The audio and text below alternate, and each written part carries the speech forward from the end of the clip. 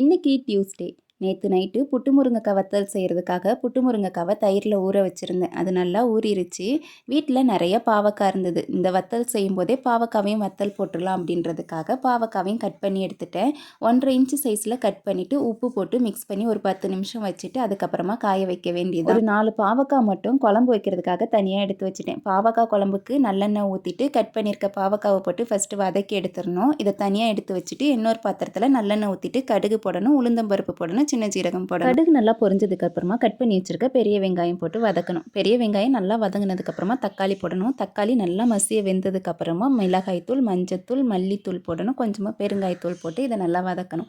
இதோடைய பச்சை வாசம் போனதுக்கு அப்புறமா இதில் புளி கரைசல் ஊற்றணும். இதில் தேவையான அளவு உப்பு போடணும். தேவைப்பட்டால் கொஞ்சமாக தண்ணி சேர்த்துக்கோங்க. 6 நிமிஷம் சிம்லே வெந்ததுக்கு அப்புறமா பாவக்காய் போடணும். பாவக்காய் போட்டு 2 நிமிஷம் நல்லா வெந்ததுக்கு அப்புறமா வெல்லம் போட்டு இறக்கிற வேண்டியதான். சூப்பரான பாவக்காய் குழம்பு ரெடி. இனி நெக்ஸ்ட் வீடியோவில் பார்க்கலாம்.